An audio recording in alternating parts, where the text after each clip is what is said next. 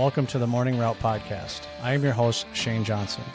We've got something for transportation pros, educators, parents, and everyone who appreciates the important role school buses play in our education system. So grab your favorite cup of coffee and let's hit the road. Hey, good morning to our listeners and welcome to the Morning Route Podcast. I'm your host, Shane Johnson. And with me today is a very special guest, Angie Lloyd with Franklin Covey. Good morning, Angie, and thank you for joining us here today. Good morning, and thank you for having me. Yeah, so we just got done in a 4-hour workshop session with you. You joined us here today at Palmer Bus Service. We had all of our managers, our assistant site managers all here. There's about 60 to 70 of us here, and you came and did a workshop with us. Like I said, just lasted 4 hours and unpackaged the 7 habits of highly effective people. So we're going to talk about that here today. But before we get into that, if you would share a little bit about you, your background, what you did maybe before coming to Franklin Covey. Sure, thank you. Again, thank you for having me. Very excited about this opportunity. I come to you from Wisconsin, so I'm a Wisconsin girl, Packer fan all the way. So a little different than Vikings here in Minnesota. Yeah. I've been an educator. I was in public education for 18 years. And I started public education as a special education teacher. Okay. I specialized in students with emotional and behavioral disabilities. So I've worked with kids who really have a lot of trauma in their lives. Okay. They come to school in crisis often. And I would say that's still where my passion lies. Every time I train with the 7 habits, it's really with those kids in my mind and in my heart. So I was a teacher for 10 years. Then I went to be a principal. I was a principal in an elementary school. Okay. That was Title I, so some high needs there. Okay. And then I went on to be the director of pupil services within that same district. So I ended my career at 4 years in administration at the district level. So did you enjoy the teaching aspect more, or did you enjoy the administration part a little bit more? Yeah, there's pros and cons to both. Going into administration, I worked with kids very differently than I did when I was a teacher. Okay. I would say at heart, I'm still very much a teacher. In the classroom. The classroom. Yeah. Just being boots on the ground right at the front lines with the kids is where my passion lies. Awesome. Well, thank you, for that period of your life of pouring into students with disabilities and learning behaviors, so much needed in today's world. If I can say it, maybe unfortunately, we see a rise in special education year after year here in our industry. So again, thank you for doing that. And I know there's a little bit of backstory for you personally on why you really just felt led to go into the classroom and be a teacher. And I thought that was great. You shared that with us earlier. So what was the transition then? You went 18 years in really that sector of education to where you're at today here with Franklin Covey. Yeah, great question. It was a hard decision to make. So when I was the director of pupil services, we really were seeking out a social emotional learning curriculum, for lack of better terms, for the kids in our school district. But it was more than that. We really needed some leadership involved as well. So we vetted every single program there is out there, and we landed on Leader in Me, which is the 7 habits version of what we do in schools. Okay. So from there, we brought it to the entire district I was working in, which was a large district in Wisconsin. And then Franklin Covey approached me about a position. So they sought you out. They did, because they had never had a coach in Wisconsin before. And I think they saw the passion I had around the 7 habits. So it took me a while to leave public education and come over to Franklin Covey, because I really feel like public education was part of my identity, is still part of my identity and who I am. But I took the leap, and it's been the right choice for me. I still get to work with schools and kids almost daily. Okay. So you still have that nice tie-in. Yes. That still, maybe scratches that itch every once in a while. So, best of both worlds. There you go. Perfect. So let's talk maybe a minute or two for those that are unfamiliar, right? I'm sure some listeners here today probably maybe never heard of Franklin Covey, heard of the book that we have here. So if you would, maybe just introduce what, Franklin Covey, the company, and very quickly the 7 habits of highly effective people, and then we'll kind of dig in. Sure. Franklin Covey actually started as a company that created planners. So they actually still do for the people who really were passionate about the planners. So we still have that sector, but it really turned into Dr. Stephen Covey doing research about what made people effective over time, over history. And he saw these 7 themes come up. From that, he created the 7 habits of highly effective people. It was released around 1989, so lots of people who went to college at that time have read this book and have some experience with that. From there, it's actually kind of a powerful story of how it came into schools. So in 2005, a principal named Muriel Summers was working at a charter school or magnet school down in North Carolina, and it was a failing school. The superintendent told her, if we can't turn this around, we need to close the school in a couple of years. And she happened to have already signed up for the 7 habits of highly effective people delivered directly by Dr. Stephen Covey. So she sat through 2 days of training, and at the end of the second day, she walked up to Dr. Covey and said, do you think that we can teach these habits to kids as young as 5 years old? He said, I'm not sure. Why don't you go out and try it and let me know? Wow. And therein came the leader in me. Okay, so that's the genesis of it. How That's it all the kind genesis started. of it, yes. Very interesting. I want to hop back to one thing. I'm kind of curious. When you said that they reached out to you because they didn't have a coach in Wisconsin, is that the model? Is to have at least one person in each state, and maybe depending on the size of the state, multiple coaches, I would assume.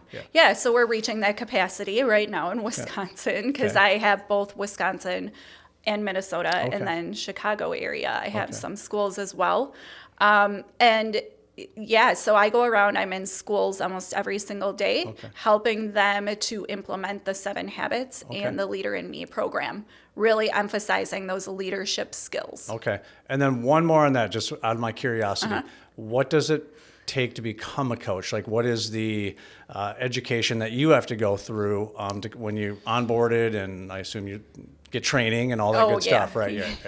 Yeah, you saw the list of trainings that I deliver. So it takes a lot. So I have a master's degree in education and plus some. So I have certification also as a director. But we have coaches who've only been teachers, and not only, but you don't necessarily need that upper level or master's to do it. Right. Yeah, but you really just need to be passionate about the 7 habits and about leadership, and most importantly about kids. Awesome. Okay, that's great. No, thank you for that. And this is really exciting for me today. Most of my podcast to date, we really just talk about the contracting world, right? And the issues that we deal with. We've had some special ed guests on before, and love talking about that. But today we're going to really talk about leadership, and it is I am so passionate about leadership, and it's the thing that I love to do at Palmer Bus Service. Is to just really train and equip the next generation, the folks that are coming up behind me here at Palmer Bus Service. My years are limited. I know that, and my wife is highly encouraging me to get to the exit ramp even sooner. But I love leadership. I love management. I have a big question for you here in just a minute, but a couple things before that. Are there any misconceptions about the book that you maybe hear or people ask you? Wow, that's a good question. I didn't mean to spring that on you. I said no gotcha questions. Yeah. I hope that's not a gotcha question. But. Nothing that comes top of mind.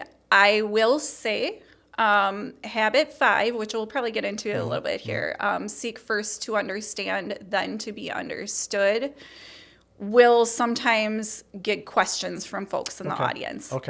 So sometimes we navigate around that, and people don't necessarily always philosophically agree with that one. So then we talk about it. Yeah, no, that's great. And then is there any really a core takeaway from the book that in your opinion, everybody, that you believe everybody should understand? Is there like, I don't know if that makes sense, hopefully my question, just one core takeaway, like, hey, just take this one thing. Yeah, I think it really boils down to you're in charge of your own happiness. Okay. You're the only one who can impact that. And here's some really good, solid habits you can use in order to get what you want. Okay. And we touched on that in the session a little bit too. We did. So no, thank you for that. One thing you said in there too, and I'm so curious about this, and this is highly debated. My guess is you probably get it in your sessions or workshops as well, is are leaders born or are leaders made? And I think I know your answer, but I'm going to ask so you can say it. So your opinion, are they born or made? Well, the biggest paradigm I kind of lead with is everyone can be a leader. It's a set of skills that can be learned if people want to learn them. Okay. I don't believe that leadership is born or something that you're born with. I do believe if anybody wants it, there's ways out there of getting it. Yeah, really, and I don't disagree. For me, I probably fall in the middle a little bit. My opinion, probably my experiences coming out of the military, I did see people. Military is kind of unique, right? It's a social pot of stew. There are people from every demographic that's in the military for different reasons, right? Some want college money. Some had to. This was back in my day, anyways. The judge gave them an option: either you're going to go to jail or you can go serve in the military. So you had just people from everywhere for different reasons join the military. But I think I saw people, guys that really, like, even in boot camp, like nobody knows anybody, and you get there and right away, they called them an APOC back then, where somebody was in charge. Like one of the boots was still in charge of all the rest of the boots, right? And guys had to step up, and I'm sure that they had absolutely no leadership experience whatsoever, but all of a sudden you were thrown into this. But I also saw two people where you just naturally gravitated towards because you trusted them. They had this ability about them to communicate, or that self-confidence that they carried. So you just saw people like that. But then I also saw people that you would never expect, right? Yeah. Just rise up and be this silent leader that you just respected. So my opinion, again, I don't think anyone's right or wrong. I think there's room for both. My opinion, but yeah. I think one of the powerful questions I ask in a different training is how many of you know a leader who's in a leadership position who shouldn't be there? Oh, great question. And then how many of you know somebody who isn't in a leadership role but should be in one? Yeah. Again, I go back to my military, and that's such a great question. I think the military is very, very guilty of having people in leadership positions just by their rank, and they have no business whatsoever being a leader. They are very, very poor leaders.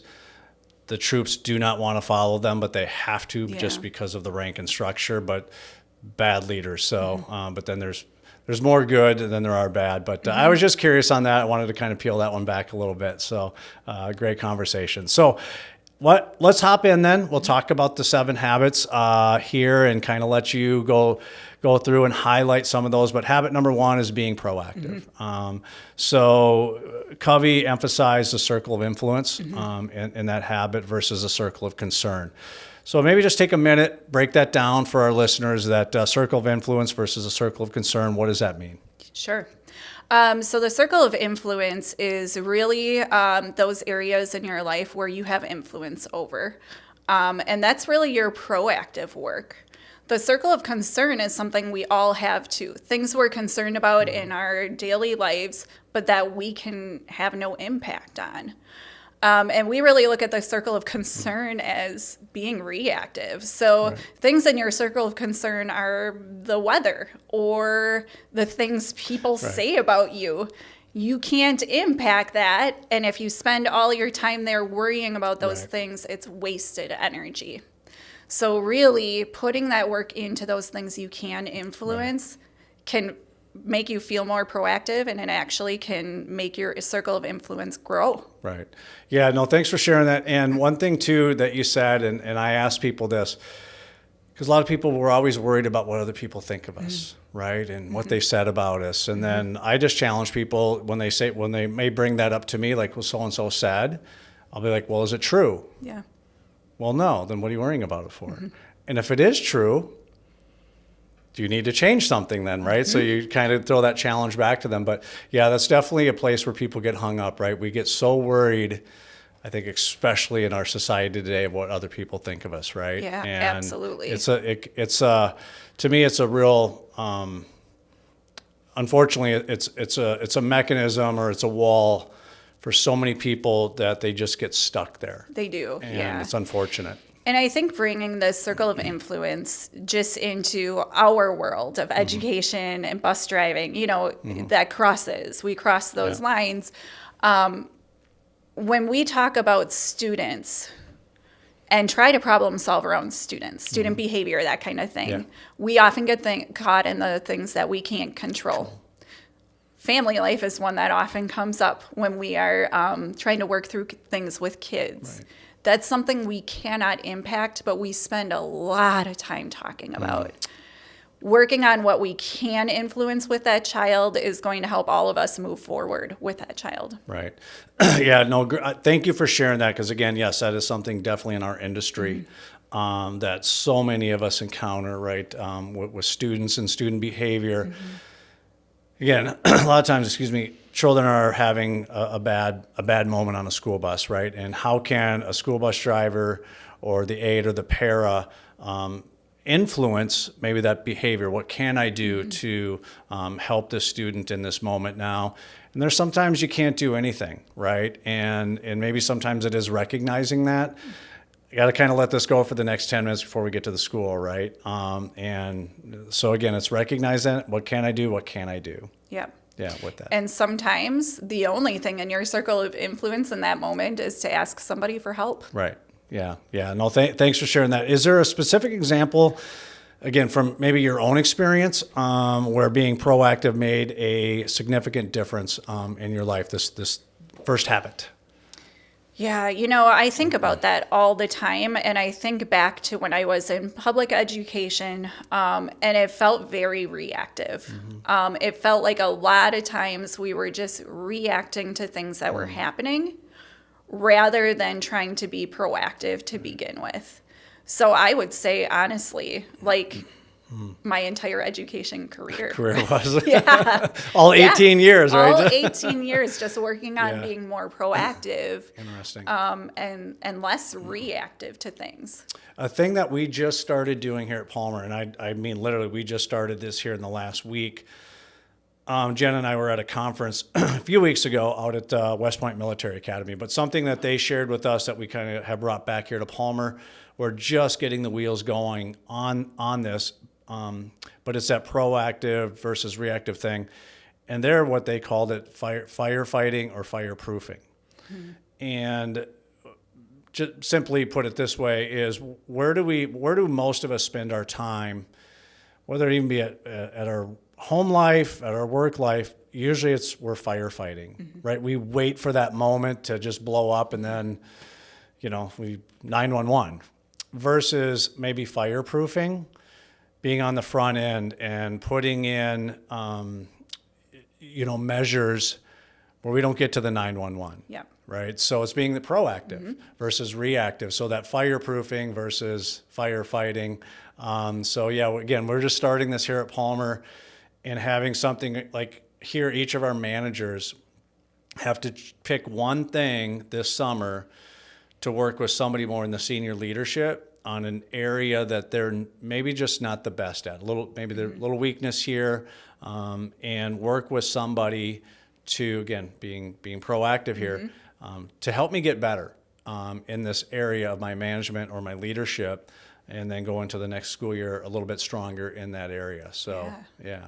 Almost like accountability partners. A little bit, yeah. Your battle buddy, type thing, yeah. So, yeah, very interesting. Yeah, that first habit. So the second habit is begin with the end in mind.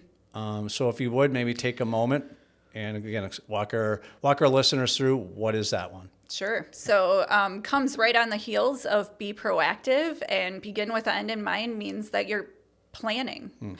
You're planning your week, you're planning your month, but you're being proactive by planning that out first. And we really get deep into it as not only planning your personal and professional life, but really finding what are your values, what's most important to you. And then we have people write personal mission statements about what they want their purpose to be and how they want to live their lives. We talk about really modifying it to make it a short mission statement, something that people can remember and say to themselves daily. What that mission statement does is it helps you with any life decisions you're going to make. Right. You can go back to that mission statement and say, what's important to me? And from there, what decision am I going to make that comes back to my values? Yeah, and I think you did a really good job, at least for me, I'll speak for me, very challenging at our workshop here today when you kind of led us there, right? And we didn't know that you were leading us there, you know, and with that mission statement. And I found myself with the mission statement is like, is it who I want to be, or is it really who I am? You know, with that mission statement, because I think sometimes people maybe think that they are something and write maybe a mission statement that way, or this is who I want to be, and how do they maybe write the mission statement that way? Yeah. And so I was a little bit challenged in that one for myself, and I think I did land. Actually, it's right here on my computer. If you look at it, that's my mission statement. I have it. If you can read it, it's on the back. Nobody cares. Work harder. So that's it. I stole that. There's a gentleman, Jocko Willink. I don't know if you ever heard of Jocko. That's the thing, and I have it in my other office in Mankato. Very short mission statement. So that's mine in a nutshell. And you won't be surprised. I'm in CrossFit, so I know seen about that. this. You've seen that. I know all about this. Yeah. This one. And Yeah. I'll tell you where mine came from, just really quick here. I don't want to make this about me by any stretch, but my oldest son, he's just be pushing 30. I know I've shared this story a few times, but I always love to share it anyhow. But he got diagnosed about 5 years ago with a really rare form of cancer called multiple myeloma. And so for me, that was, it was very impactful, obviously, to the family, right? Me, mom, siblings, all that stuff, as well as Trace. And he was in there today. He was sitting at my table, is my son.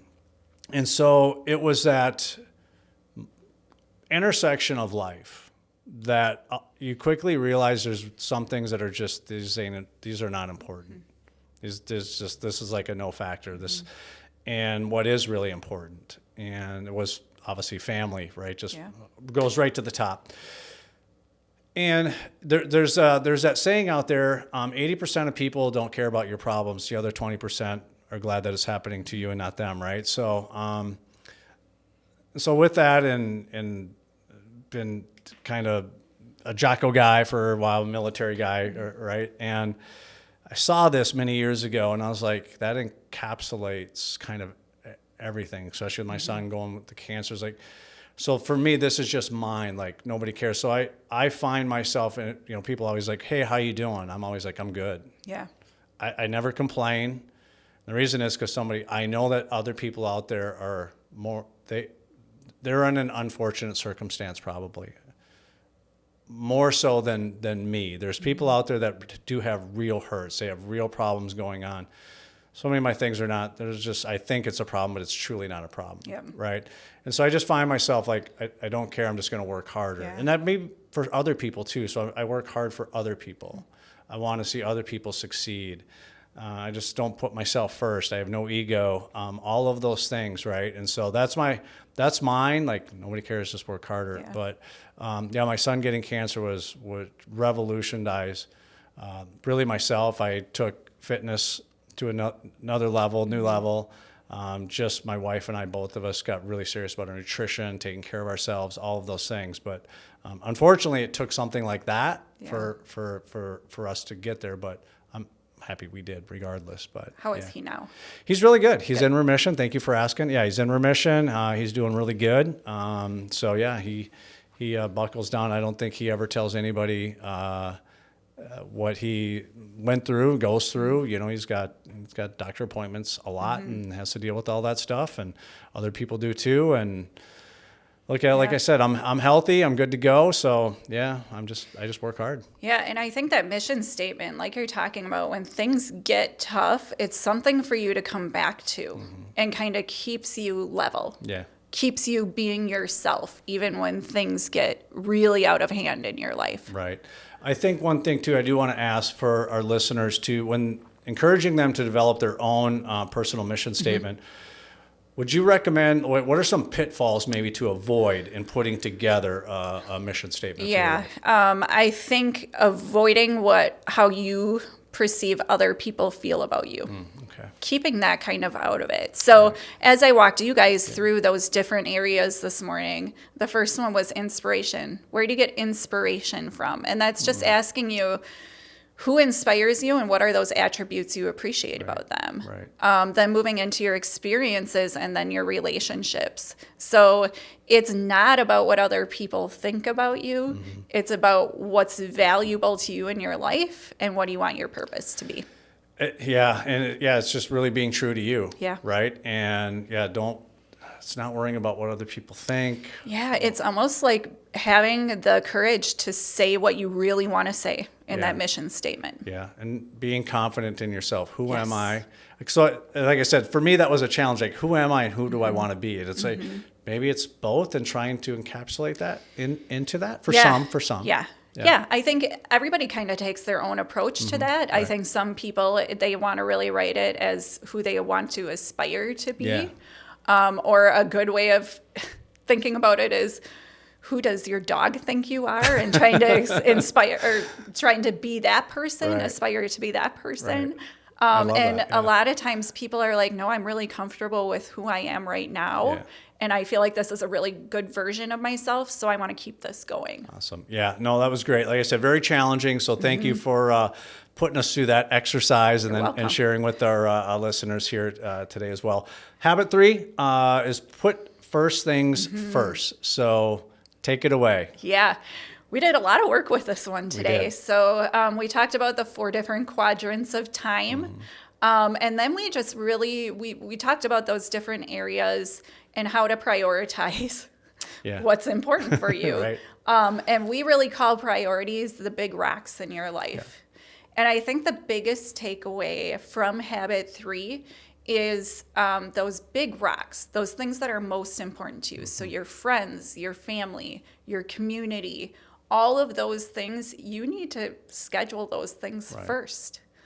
If you don't put those in your schedule, that time will get eaten up by all of the trivial tasks that eat up your time every single day. Right.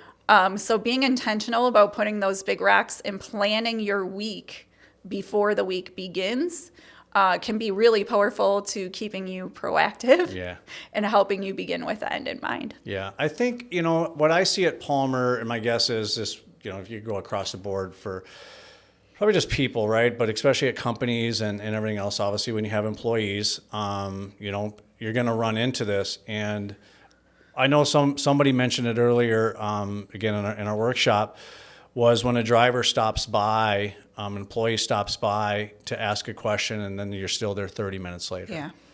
And it's like, that's 30 minutes. Now, how do you get that back? Well, you don't, right? It's gone. It's gone forever. Yeah. And so I encourage people, and I took this from you here today as well, is to, what's urgent and the important, and maybe what's not important, what's no factor. Like, this is a nothing burger right now. I don't want to spend any energy here. And I encourage people or managers to maybe like break their day up into, like with the morning route, that maybe that first 30 minutes after route is over, it's an open door policy where drivers can come in and just, whatever they got to tell you. After that, they have to set an appointment. And it might be not till Thursday. Like, hey, my first available appointment is on Thursday till 9:15. I have a window from 9:15 to 9:45. But again, schedule your day, same thing in the afternoon, maybe before route, it's open season again. Anybody can come in at 2:00 from 2 to 3 or whatever it might be. But schedule your day because people will consume your time. Yes. And our intentions are really good because we want to be there for our people, right? But if 5 people take, 30 minutes, do the math, that's over 2 hours now that you just lost in your day. So, and it's not only that you're just losing those 2 hours in your day, you're losing effective time that you could have been planning for goals or proactive things. So it's not only that you've lost that time, you've lost that proactive work that could have been done. And today we talked about, I had you guys reflect on yourselves and what you could do personally, because we're all, like you said, we're all guilty of this. Right. But what can each person do individually to try to help with that issue? Right. So how can we all abide by the open door policy only for that half an hour and then make appointments after that? And if we all follow that system, then we all get to have that proactive time. Because I think too, and I'd love to hear your opinion on this. When I schedule time with somebody, that means I'm setting my time away for you. I don't want to be interrupted now because you're really important. And that's what I tell people. Like you can somebody, hey, do you have 2 minutes? I go, you already know the answer. He goes, yeah, I know you have 30 seconds. Because 2 minutes times 2 minutes times 2 minutes all adds up. What I'd rather do is schedule an hour with you. And now it's undivided, right? So no phone, no computer, no anything. And when I tell people that, what I get back is like, I am important because you are important, right? And so I think that's always a good way, my opinion, to shape it is to listen, what you have to say is probably really important and I want to hear you. Let's schedule a time. Because now you're not just dismissing them, but you say it in that way, like, person really wants to spend time with me. Yeah. So I found that works. Yeah, and I think that's a great approach to it because really you're discounting them if you say, yeah, I do have 30 seconds for you, but really within that 30 seconds, what are you solving? Right, what are you helping with? Nothing. You can't get anything done in that time. I think the most important thing you said was within that hour then, no phones, no computers, and you're just focusing on that person. Right. Which we'll talk about with habit number 5. I know. I can't wait to get there. And you said that earlier, habit number 5. Yeah. So, all right. Anything else do you add with habit number 3 that we maybe missed? I think just the big rocks, if we don't make time for them in our schedules, that time will be eaten up with trivial things that don't matter. Yeah. No, totally agree. And yeah, like I said, I think I do good with that one. There's couple in here I don't do well with, but I think on that one for myself personally, I do okay. Habit number 4, think win-win. Yeah. This one is very interesting. It's interesting, yeah. So it's think win-win. It's about the mindset, not about the actual situations. So we just talk about really going in with a mindset of, could we both win? And if you go in with that mindset and you can't come to agreement about what's a win-win for both of you, then you say, okay, win-win or no deal. And it's just done then because neither one of you want to give up something. We're not talking about compromise here. We're talking about actual win-win. It is mindset. We often get questions with this one because people are like, but wait a minute. Sports are lose-win. Yes, they are. Right. That's situational, that mindset. Right, yeah. So some things in the world, they have to be lose-win. But how can we bring that positive mindset to interactions? Yeah, and this one, I mean, all of these go across the board. Doesn't matter if it's your family, your personal life to work. But I think really this one, home really matters here too, right? It has to be a win-win between yourself, your significant other, your spouse. Oftentimes it's not that way, and that's where arguments might come from, and fights and everything else. But it's that mutual understanding. You're not going to get everything that you always want, right? So where can you land that each person is happy with? Is there a challenge that you see when you're talking to people, for people to adopt this one? Or do you see like people are just so grounded on where they're at, they're unwilling to move? It does come up once in a while. I would say people are open, though, to really thinking about it as that mindset and not as an absolute. So you don't have to come to a win-win agreement every time. Right. And I think if people understand that it's really about your mindset and going in with, lack of better terms, a scarcity mindset, and you go in with more of an abundance mindset that both of us could be in this and win together, I think you get a lot more moving forward with that. Yeah. No, thanks for that. And something that kind of popped into my thinking when you were saying that, and you'll get this too, and many of our listeners probably will too, is just as no ego. And I think if you don't have an ego, this it would be very helpful in this scenario, where I think sometimes people just have a big ego. They don't want to be wrong. They have to be right. They're unwilling to budge or move. Ego it's going to be your enemy. It is, yeah. And you heard me say a few times today, you kind of have to take your ego out of things with some of this, Right. But it is terribly difficult for some people. Yeah. The other thing for me, I'll just say this, and is it the hill that I'm willing to die on? Right. More times than not, it's just not, right? Like if I can get 80%, even whatever, 70%, I'm really good with that. In my position, my role at Palmer Bus Service, I'm really good, right? I don't have to have 100%. Yeah. And as long as we still accomplish the mission, it still gets done. Everybody's safe. I'm good, and it's not the hill. Now there's a few, like I will die on that hill, but those are few, and they have to be few, right? Right. Yeah. Some people die on every hill, and it's not effective. That's for exhausting. Them. That's exhausting. Even thinking about every day fighting the fight. Yeah. And 70% can be a win-win, right? Absolutely. Yeah. It's what you consider to be the win-win. Very much so. I like to, and I heard this, you say it today in a couple different ways, is if it's about the team and not your name on the back of the jersey, right? And you showed a couple videos too, like the rescue of the kids in Thailand. It's about the team and getting it done. The mission gets done, and everybody gets to go home at the end of the day. That's really, really what's the most important. It's not about. It has to be your idea. Yeah. It has to be your way. So again, that's where the ego part comes in. And if you can put that aside and like what's best. And I think you said it all by saying following the mission, right? That's why we're all here, is to follow that mission. Right. And if we can do that without worrying about, like, what is my part? What am I getting credit for in that? Yeah. That's a healthier world to live in. Absolutely. Absolutely. So, no, thanks for that. Here we go. Habit number 5. Oof. Ready? First to understand, then to be understood. Yeah. That's a lot to unpackage here, I think. It is. Yeah. Is this one tough for you personally? Yeah. Yeah, it is. It is. Yeah, I struggle with this one too. Yeah. So seek first to understand, then to be understood. And I think seek first to understand, the most powerful thing that comes out of that is to listen to understand somebody instead of listening to reply to them. Yeah, I'm just formulating my next response. Yeah.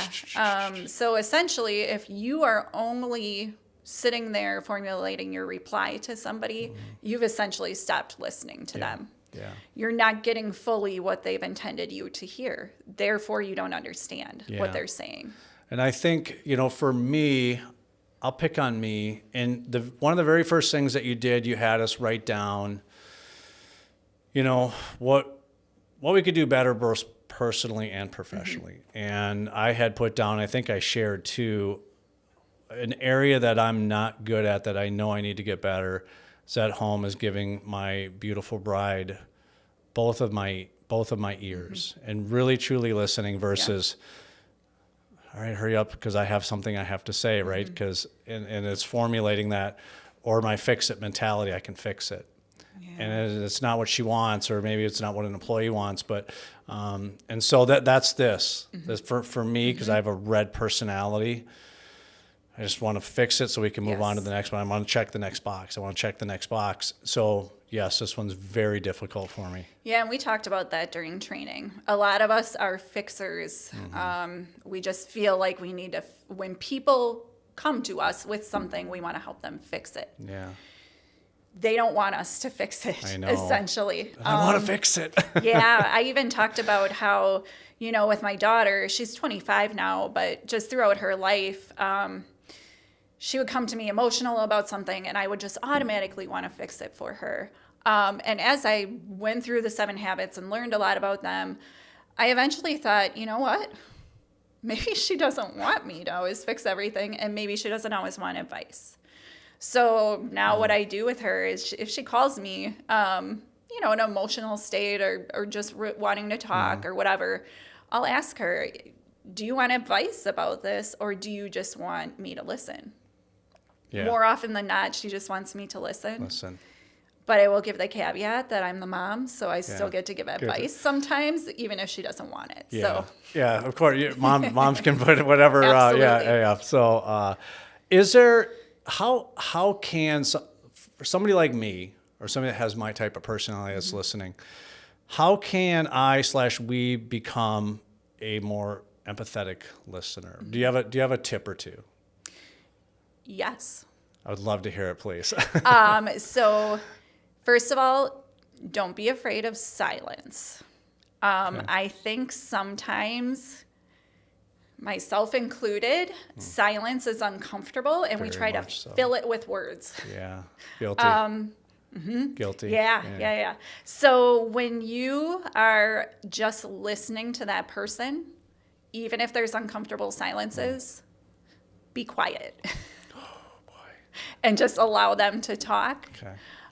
The other thing is, when you're empathically listening to somebody, it's not your turn to tell your story. Later on is, right? But it's not your time to ask them questions or probe or to give them advice or fix it. It is literally just your time to listen. And ask clarifying questions if you don't understand, but really just listen. So at work, I had this question in my head when we were in the workshop here earlier today. My guess is hopefully by me asking this, others are going, maybe some others are listening, and they have this question just rattling around in their head. At work, specifically at work, what do you do, or what would you recommend that, because this is again how my brain works. We're at work. This is work, because I'm not a counselor. Yeah. This isn't a counselor's office. Nobody cares. Work harder. People sometimes have their baggage, and they want to talk about it. I don't want to talk about it.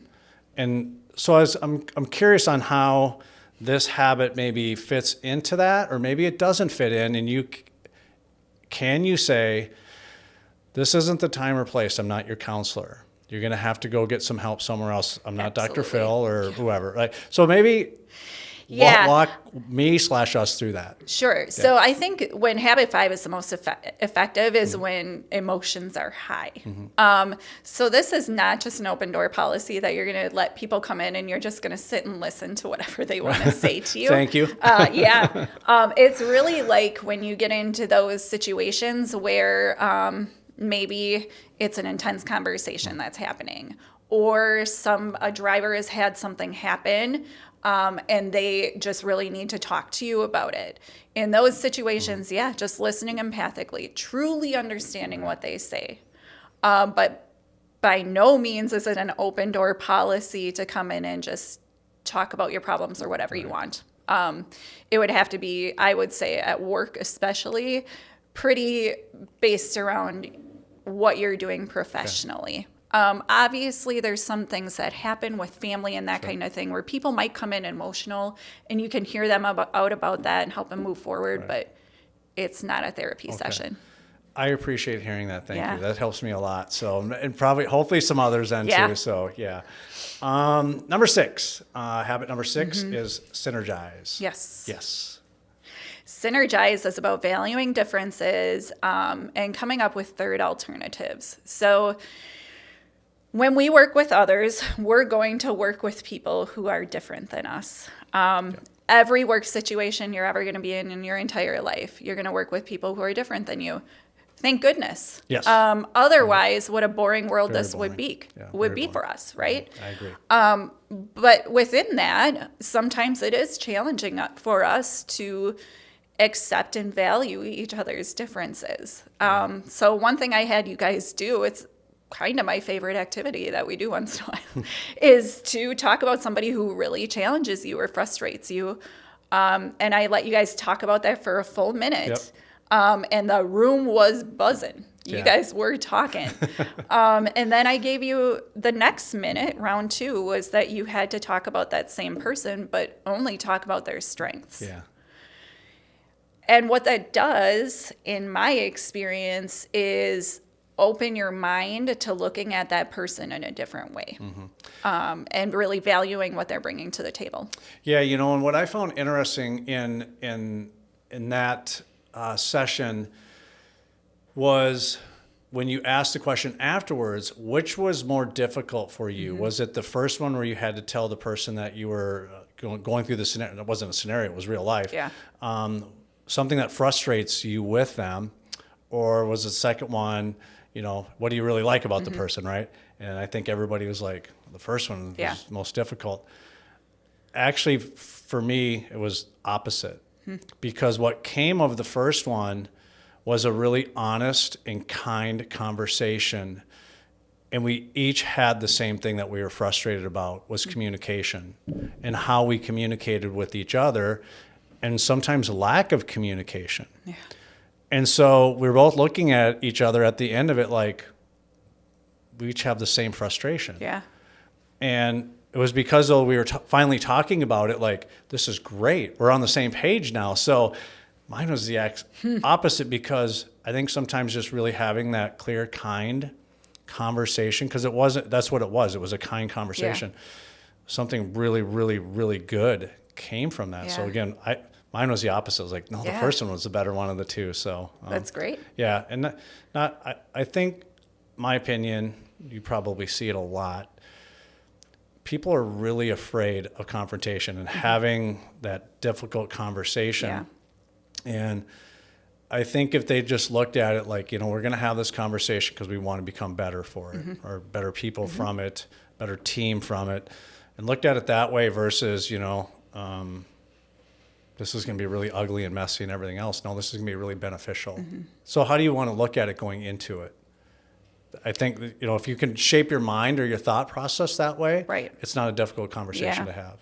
Otherwise, you always have that barrier there with that person. It will remain there until you really kind of come upon it and confront it in a very kind and respectful way. Well, usually what happens, right, is you finally hit 212 degrees, the boiling point, and Yes. now it's really, really Yes. messy. When it was so avoidable, had you just had the kind, clear conversation months ago and nobody said anything, and now you can't even clean it up. And now you're in reactive territory. Yeah, exactly. Yeah, the firefighting, Yes. reactive Yep. place from it. Yeah. So, because I thought it was really neat too, because you had the Synergize 1 + 1 = 3, or 100 or Yeah. 300, whatever you Yeah. had there. Share with us that, like when you say 1 + 1 = 3. Or, Yeah, so that's really coming up with third alternatives. So what that means is, if I have an idea about something and you have an idea about something, if we come together, we're going to come up with more ideas than we possibly could have ever imagined, because we're coming together to do that. Yeah. The more people you get involved, the more ideas you come up with. Absolutely. So 1 + 1 can really equal 3, 100, 1,000, if you're working synergistically with each other. Yeah, and again, it's important, if nobody wants the credit, you're going to come up with some great Yes. ideas in Again, that scenario that's Synergized. Yeah, and taking that ego off the table. Yeah, exactly. So, no, like I said, to me, I really, really liked number 6 and going through, again, having that conversation. just so you know, it really, really helped me in one of my OMs when we shared that one piece about communication. So it was very, very valuable. So thank you for taking us through that. So habit number 7, this is my favorite one, sharpening the saw. Yeah.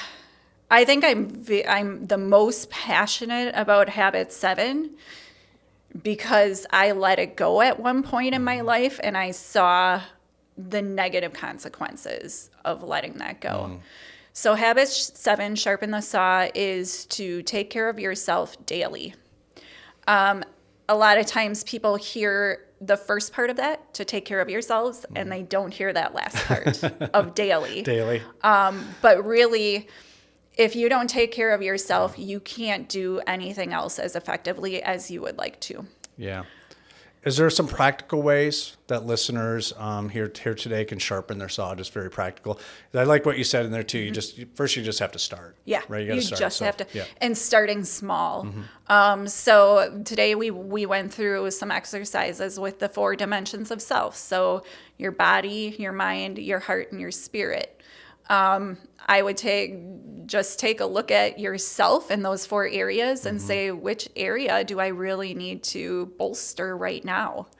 If it's that your body is just kind of falling apart because you don't get enough sleep and you have a ton of stress in your life, then that's where you've got to start. Yeah. Start small.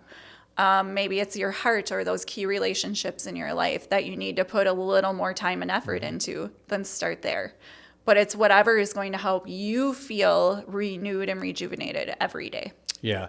And again, the 4 dimensions with physical, the mental, spiritual, social, emotional, kind of those 4 quadrants. So why is a consistent self-renewal so vital? I mean, for I guess I should say, like the long-term effectiveness of preventing burnout, right? Preventing that burnout, and really pouring into yourself, because you're the only tool that you have with which to do this life. Yeah. And if you can't take care of that, then you can't take care of others. Yeah. I know people go through periods in their life where it's a lot harder to take care of yourself because you're taking care of many, many others. Right. But what little thing can you do every day? Even if it's at the end of the day that you're watching some basketball clips because it's helping your mind to just settle. Right. Even if it's just taking a 5-minute walk with your dog outside just to help yourself feel a little more balanced. Yeah, the decompression. Yeah. Yeah, I tell my team, I encourage my team is probably the better way to put it. Take care of you first. And you have to have that work-life balance. And because you're no good to anybody. If you're constantly stressed out, you're getting to that point of burnout, you're no good, right? And so you have to take care of you first. Yeah. And make sure that you fill your cup first thing every day, because if your cup's not full, you don't have anything to give to anybody. Right. And so take care of you. And for everybody, that could be a little bit different. But you have to do something to, again, fill your cup, especially in leadership. If you have people that work for you, that depend on you every single day to lead them, and cast the vision, to motivate, whatever that is, you have to be ready for that. Yeah. When you come through the doors, you have to be ready to lead your people. And, if you're not, they're going to see right through it. And I think most people do want strong leaders. Absolutely. And so take care of yourself, sharpen your saw. Yeah. I think I shared with you guys right at the beginning of the training, this is an area to set a goal for yourself. When I was in my previous position, I gave myself completely over to work, and a lot of my relationships suffered because of that. And when I got this new position, one of my goals was to see my parents at least once a week because my father is ill. He'll be 80 this year. So I knew time was limited, and I did not want to get to the end of our time together and feel like I hadn't seen him enough and been with him enough. So I put it in my schedule every single week. It's on the calendar. And I've always had a great relationship with my parents, but it's made everything so much stronger. Yeah. So it's been worth it. It's been worth it. That's great. I mean, thank you for sharing that. it's just such a practical way to make sure that you follow through with what you're going to say is put it on the calendar. I know Jenna, our owner, president, CEO, she's very good at asking that. You know, if somebody says, hey, you know, what about such and such, or do so and so? She's like, is it on the calendar? Yeah. Right? So the calendar is, that's the Bible. I think sometimes at Palmer Bus Service, is it on the calendar? Yeah. That's that system with which you do business here. Right. Yeah. So again, Sharpening the Saw, like I said, that was probably my favorite of the 7. Yeah, 5 is tough. Boy, that one I'll have to read and reread, and you know, I'll make some more scratches in the book on that one. So work in progress. It is, always. yeah. I just like I said, I'm guilty of the lack of empathy, so I'll continue to work on that one. So, for you personally, which of the 7 habits do you personally find the most challenging for you? If you'd share, if you're good sharing. Yeah, I'm good with that. I would say seek first to understand, then to be understood is, I guess, one I still have to really actively think about. Okay. It's not as natural to me. Okay. I also think, you know, I am constantly challenging myself to think win-win. And to find those wins for everybody. I think we're just in a tough climate overall right now, where everybody's feeling stress, and having that positive mindset of win-win can really help feel not as chaotic in the world right now. Okay. No, thanks for sharing. I was just curious, you know, which one. We all struggle with something, right? Absolutely. Yeah. So if you could add an 8th habit to the book, what would it be and why? Well, there's a secret. There's already an 8th habit. There's already? Okay, so I'll go 9th then. Okay, I'll just bump it up a number. Well, do you want to hear 8th habit first? I would love to, Okay. yes. The 8th habit is find your voice and help others find theirs. Okay. I like it. Yeah. And now you're challenging me. What do I think with the 9th habit? So when does the number 8, as you're thinking about number 9, when is number 8? Is it out yet, or is it coming? It is. No, it's out. So it is out.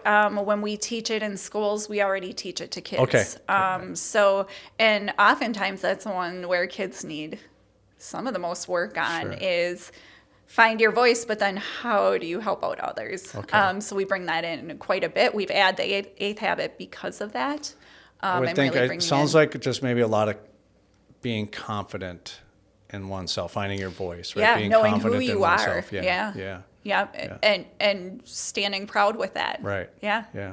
And then being able to help others find their voice. Right. What are their passions? What do they like? Yeah, I think for me, I'll just probably something. Yeah, I can relate to that. Because again, I really love to see others succeed. Mm-hmm. I personally love when somebody gets it. Whatever it is, they get it, and it takes them to another level in their management or their leadership or life, whatever it might be, right? I'm working with somebody right now to stop smoking, and I'm close. I'm really close to getting her to stop smoking. So that's great. Because I really care for her. Yeah. And that's a really hard thing. So really hard thing to quit. But it's going to happen though. Good. And so I'm like I said, I'm really excited about it. Yeah. Okay, I have an answer for habit 9. Let's hear it. I would say it would be something around shared leadership. Okay. So it does fall into our framework in education. We talk a lot about shared leadership. But that idea that there doesn't always need to be that hierarchy. Sometimes we're all leaders in a space, and there isn't one leader that's out in front of everybody, but we're all moving forward as leaders. Everybody's a leader. Absolutely. Yeah, I agree. Yeah. I love that. Thank you. Yeah. I really appreciate that. So, kind of wind down here. I know you got to get on the road and get home. What advice would you give to someone who's just starting the journey? Maybe they read the book or they're reading the book. Because a lot of times people read something and they get into it, and again, I know that you know this, especially with Jocko. Never be motivated, because motivation comes and goes, right? You're not always motivated, but if you're disciplined, you'll do it. Even if you don't want to do it, you will do it. So what advice would you give to someone that, again, just starting the journey? Yeah, I think I would go back to that first exercise we did where I had you guys just think about different areas in your personal and professional life that you could be more effective, and start with one area in each. Maybe even just one area in either personal or professional. Okay. But I would kind of align which habits can help with that. Okay.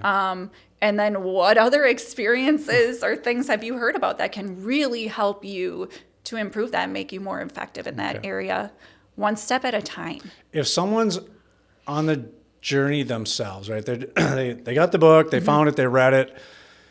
Is there any kind of a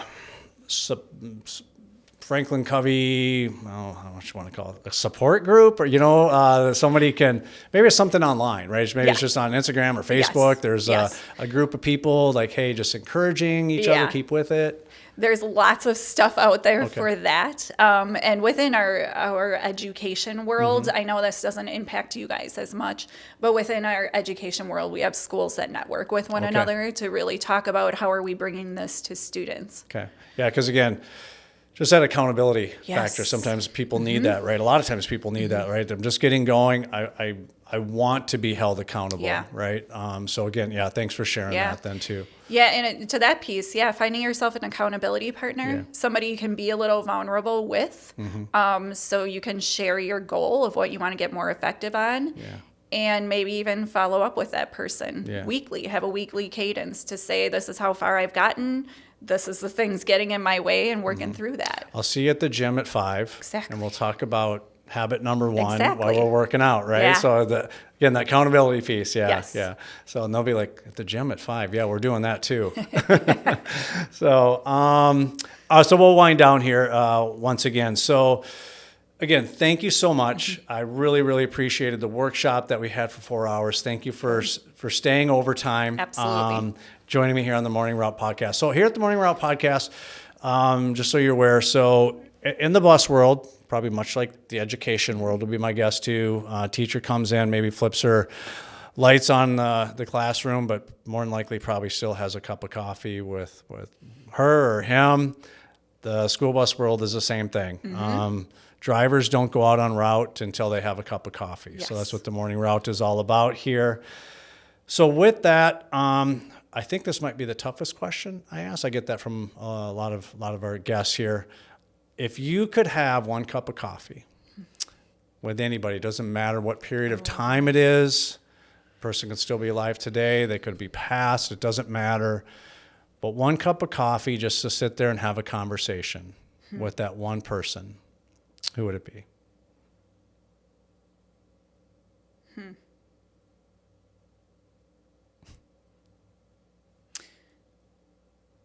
I am going to say something a little sad. This is probably not sad, no. So I had told you that I went to school to be an EBD teacher because of my brother. My brother had emotional and behavioral disabilities. I didn't feel like he had a great experience in school, so I went ahead and tried to save the world being an EBD teacher. Sure. He did not make it out of high school. He passed away before, so I think my answer would be with him. Okay. To see what kind of person he would have turned out to be. He lost his life at 18, so he didn't get to grow beyond that. But I think, just seeing him and seeing what I love it. I think that's what his world would have been would be my answer. Yeah. Sorry if that's not like the greatest answer, I but think it's I've had it's an honest one. Yeah, like Dan Cobison Bus from Wisconsin, big contractor in the state of Wisconsin, great state of Wisconsin. He was on last week. He chose his grandfather, right? And so again, no, it's a real answer. Everybody's it's all personal to whoever it is. I think that's a wonderful person to choose, right? So absolutely. So no, thank you for really just kind of opening up and sharing that. I know you had shared a little bit, with their group, but thank you for sharing with our listeners too. Yeah. So, and that made me smile just thinking about having a cup of coffee with him. So thank you for that. Yeah, absolutely. So, well, thank you again for joining us. How can people that are listening, like, hey, I would love to contact. How can people contact you? How can they maybe have you come and speak with their group or association? Yeah, so you can find me at Angie Lloyd at franklincovey.com. You can also visit franklincovey.com to just get more information on anything to do with us. We have a number of trainings. 7 Habits is just kind of the tip of the iceberg, but we really specialize in leadership. Okay. Well, again, thank you so much. Absolutely. For anybody that's watching, listening, an association, I highly, highly encourage you to contact Angie, have her come in. Great workshop, very challenging. I know it went over very, very well with our people here today. Great. So again, thank you. Thank you. Safe travels home. Thank you. Thanks for listening to today's episode. Stay up to date with the podcast by following us on social media. Don't forget to subscribe to the Morning Route Podcast YouTube channel.